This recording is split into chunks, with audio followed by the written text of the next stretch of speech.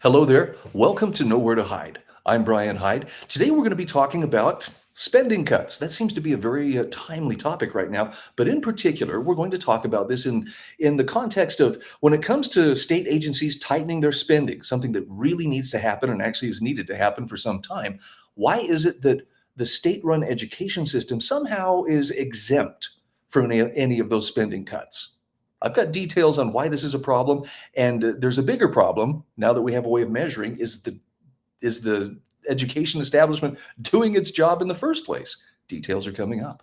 All reporters are biased, the Idaho Press Club are biased, all media, newspaper, radio. To be completely blunt here, Brian, and there are plans to expand indoctrination. That's right. Well, Idahoans are also concerned. Horror shot. That line would be moving a little bit farther west. I'm like crying. Nobody wants to see Dark money is influencing policy in our state. Well, that's not how this works. Once again, welcome to Nowhere to Hide.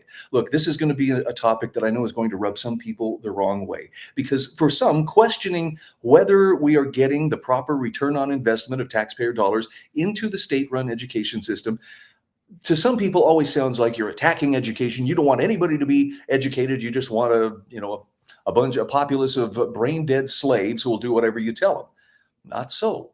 But when you consider the amount of the state budget that is commanded by public education, I mean, we're talking north of $3 billion.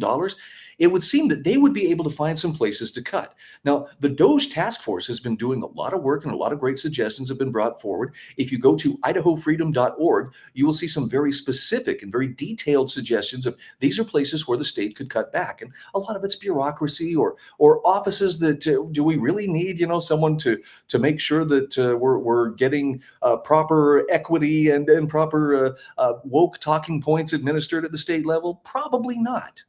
But when it comes to education, well, it's kind of a sacred cow. And I'm gonna defer to Senator Brian Lenny, who I think really just called it right out. Pulls no punches here. While Governor Little orders state agencies to cut 3%, he did this just a couple of weeks ago, Superintendent Debbie Critchfield demands nearly a $250 million increase for the Idaho-run school system. $3 billion for education, the highest budget in Idaho's 135-year history. Every other department cuts back. And education wants a massive raise? $3 billion of your money for the same failing schools. This is fiscal insanity enough. Now, when he talks about failing schools, this is not, throwing a pejorative out here and just saying, well, I disagree with them or I have issues and therefore I consider them failing.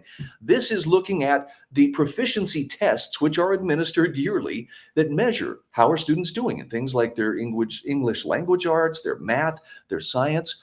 Are they advancing, or what degree of the students, what percentage of the student population is actually operating at a proficiency level? And it's always been pretty low. But it's not looking good. So let's dive into this as far as what is the lowdown on the ISAT scores. So this is directly from the Idaho Department of Education releasing their 2025 State Standards Achievement Test scores. Again, if you're parents, you probably heard about the ISATs. Oh, it's very important. Idaho Department of Education releases 2025 ISAT scores. Newly released data from the 2025 Idaho Standards Achievement Test shows Idaho students holding steady in proficiency rates in all three assessed areas. Doesn't that sound positive? Well, the good news is we're holding steady, but what were those rates in the first place? If they're below 50%, would we have a problem saying that that's a problem? Okay, some grades and demographics saw gains, but overall scores remained mostly stable when compared to last year's results.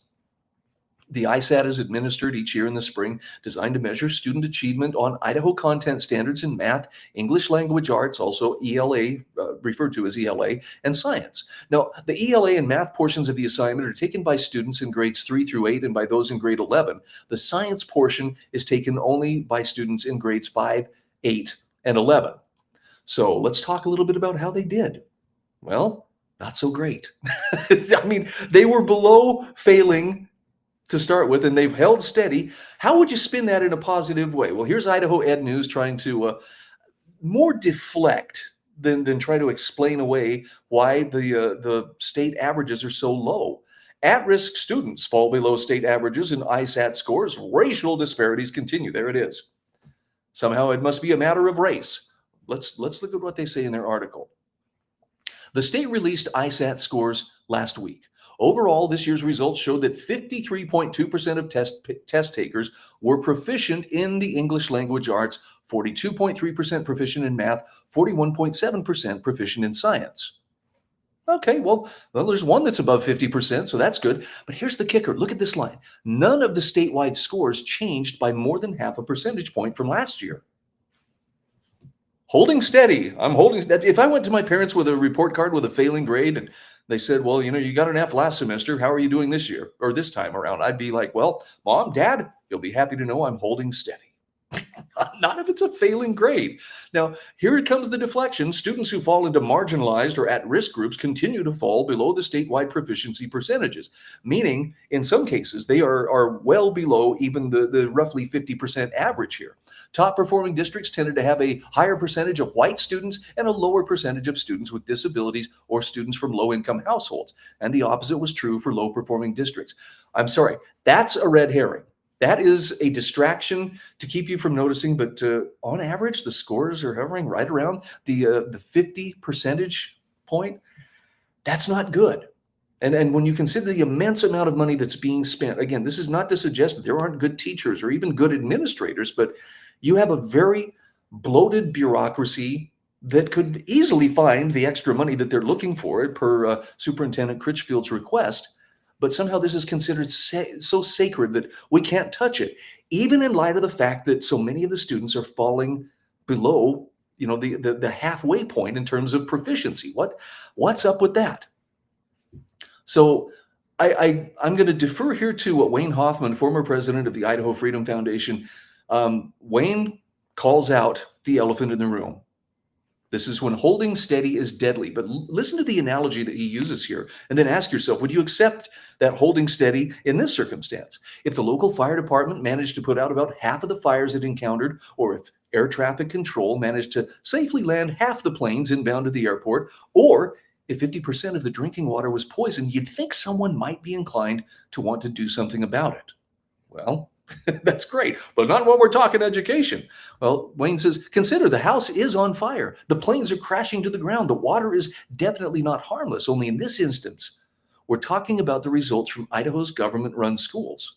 Once again, new testing data are out showing that only about half of Idaho's school children have the knowledge necessary to master basic skills. So that positive, well, we're holding steady, suddenly doesn't sound quite as lustrous as it did, with the help of, compliant legacy media. Wayne says that Idaho students are holding steady as a triumph. You wouldn't want Debbie Critchfield to be in charge of the fire department, the airport, or the drinking water. Holding steady in any of these areas is death. But his point is, holding steady in education is equally deadly, but it takes a lot longer to realize the long-term societal implications of poor education. Now, here's the crazy thing.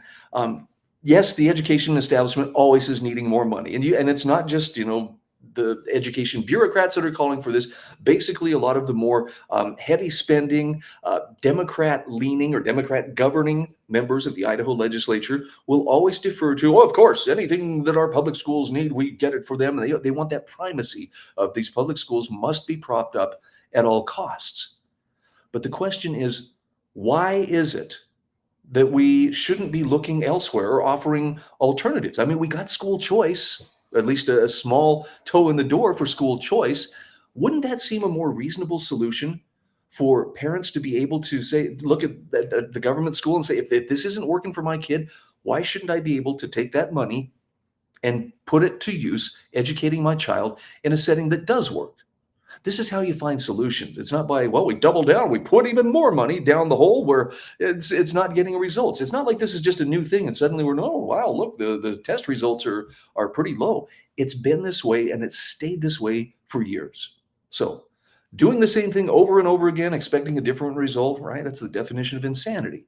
But for some reason, this kind of insanity gets a pass when it applies to public schools.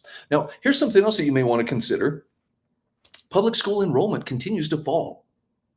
And this was reported by Idaho Capital Sun back in July. Steepest losses are in elementary and middle grades. This is nationwide, by the way. And across the country, public school enrollment has failed to rebound to pre-pandemic levels. Data suggests the decline is far from over. Now, again, this is the big picture. This is the national picture, but according to projections from the National Center for Education Statistics, public K through 12 enrollment peaked at 50.8 million students in autumn of 2019, but it's expected to fall by nearly 4 million students to 46.9 million by 2031. That's a 7.6% nationwide drop. So people are pursuing other alternatives. Some are homeschooling. Some of them are going for a private education or school, utilizing their school choice for, school learning pods and charter schools and the like. Why is that something that we shouldn't consider here when it comes to tightening the belt for Idaho's budget? Again, this is a question you need to be asking your legislators. By the way, Matt Edwards had, I think, a great take on this. Where are the thank yous from public school cheerleaders to all the parents who've chosen to homeschool or pay to have their children in private school? Because of these parents, the state has saved, get this, $2 billion over the past 10 years. Probably more, because private and homeschool student numbers are estimates. $2 billion that would have been spent if the parents had enrolled those children into public school. Now, these savings have helped increase the per student spending in public school, save the state billions, to which he says you're welcome. Now that Idaho is going to offer $50 million, 2.5% of that 10-year, $2 billion savings to split among non-wealthy families to educate children, all we hear is the screeching and hissing from the backbenchers. He says, get a grip and have a bit of gratitude. And by the way, he points out that these same people who are crying foul here are having no problem with $80 million being spent on the governor's launch program, which is kind of a favor to his friends in industry. So if you're serious about applying some influence or leverage to get your legislators to look seriously at cutting spending, public education needs to be on the block as well. And this doesn't mean we just gut the system willy-nilly, but let's at least be courageous enough to admit there are some things that are not working. And rather than double down on putting more money into what isn't working, what if we were to put that money to more productive use toward things that are working? School choice, again, it's just the tip of the iceberg as far as we've got it started, but once it expands and parents start to see, wait, this is actually working. And this doesn't mean that, we're going to have our kids, we're going to keep them from taking these ISAT tests, but if you can show that there's a better way to do it, I think parents ought to be free to pursue that. But too many people within the legislature and within the public school system have been trained to treat it as kind of a jobs program for teachers first. And yes, it's about educating the kids. That's kind of a distant second. Let's hope that that shifts in the days ahead. I'm Brian Hyde, and this is Nowhere to Hide. All reporters are biased. The Idaho Press Club are biased. All media, newspaper, radio. To be completely blunt here, Brian, and there are plans to expand indoctrination. That's right. Well, Idahoans are also concerned. Horror shot. That line would be moving a little bit farther west. I'm like crying. Nobody wants to see Dark money